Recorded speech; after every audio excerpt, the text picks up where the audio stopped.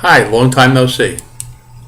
In this topic, I'm going to talk about games of chance in regards to gambling. Now, one of the themes of this video series has been risk, which is something that we have to deal with in every aspect of our lives.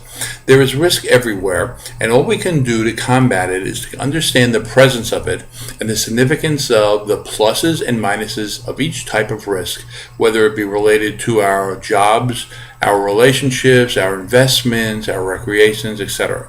There is nothing wrong with risk as long as it is understood and controlled, and the person taking the risk is willing to live with the consequences of an unfavorable occurrence due to assuming that risk.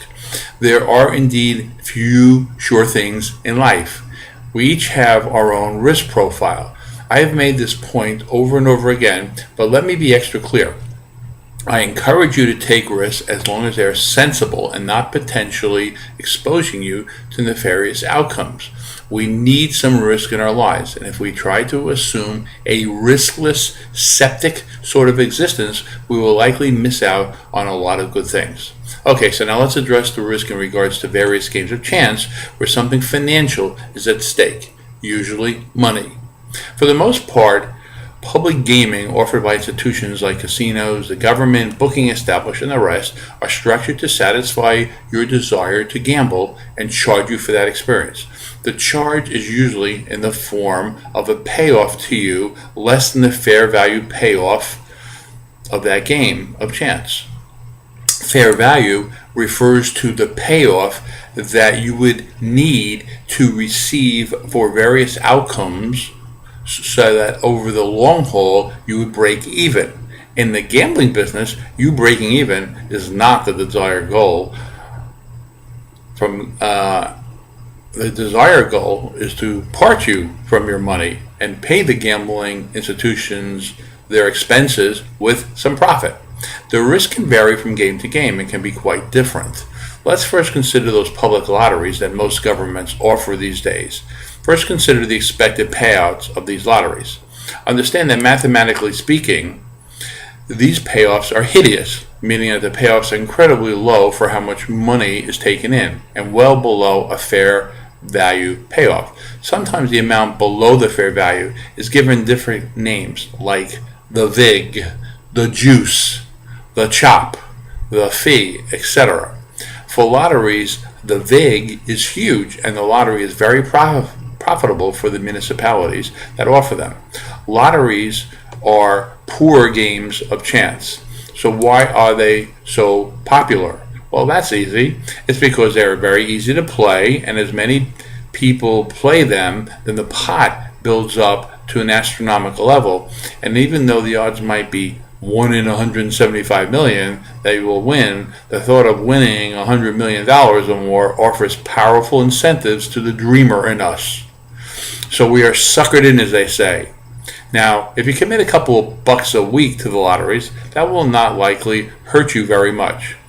But there are people who make a few hundred a week and spend $100 a week on the lottery, each drawing, and this will result in a lower lifestyle and a harder life.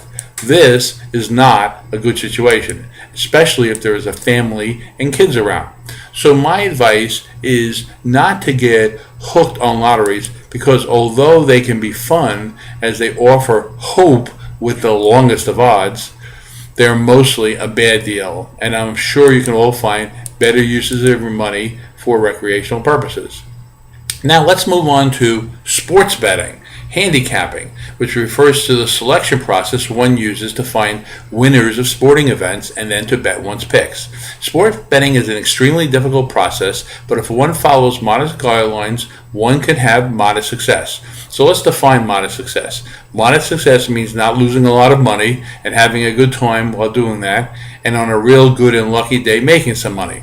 To understand gambling, one has to acknowledge the presence of the randomness factor referred to as luck.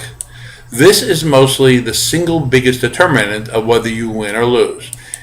As one looks at the variety of games of chance, the luck factor can vary significantly.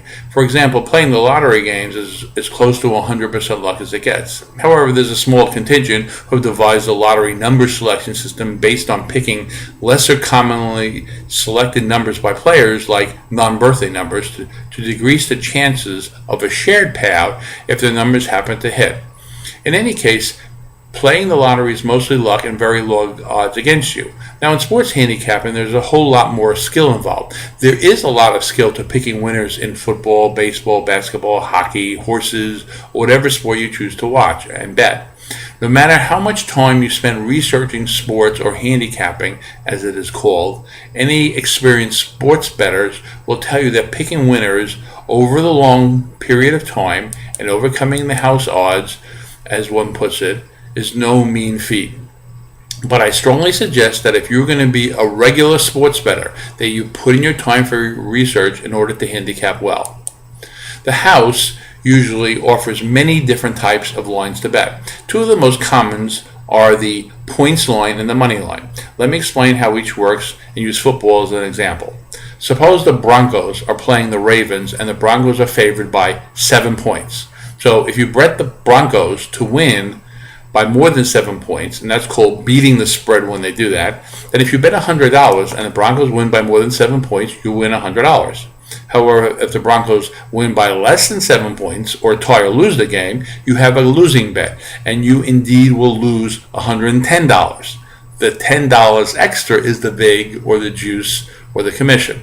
Now, if you bet the Ravens to cover the spread, and they lose by less than 7 points, or tie or win the game, you win $100. But if the Ravens lose by more than 7 points, then you lose $110. The $10 vig again in play. If the Broncos win by exactly 7, then this is called a push, no action, and there is no winner on either side. Besides betting the points lines, the next most frequent sports betting is the odds line or the money line, where the bettor places a bet on who wins a sports event. If it is a two-party competition, the odds line will be quoted something like 8-5. This means that if you bet the favorite, you have to risk $8 to win $5. But if you bet the underdog, you will risk $5 to win only $7. Another way of saying that is you're laying 8-5 on the favorite or getting 7-5 on the underdog. If it was 8-5 each way, then that would be a fair value opportunity, but the betting establishers aren't in it to give you that chance. The 20% difference is the house juice, and sometimes it's called a 20-cent line. Sometimes you can find 10-cent lines where the favorite would be 8-5 and you will get 7.5-5 on the underdog. Odd lines are very common in sports where there is always a winner, like baseball and basketball. Boxing is often quoted as a money line. My caution is when betting money lines, make sure that you understand the odds of the bets, which are usually spelled out on the betting slip one gets from commercial establishments. Well, that's enough for today, and there'll be plenty more coming later on. Thank you very much.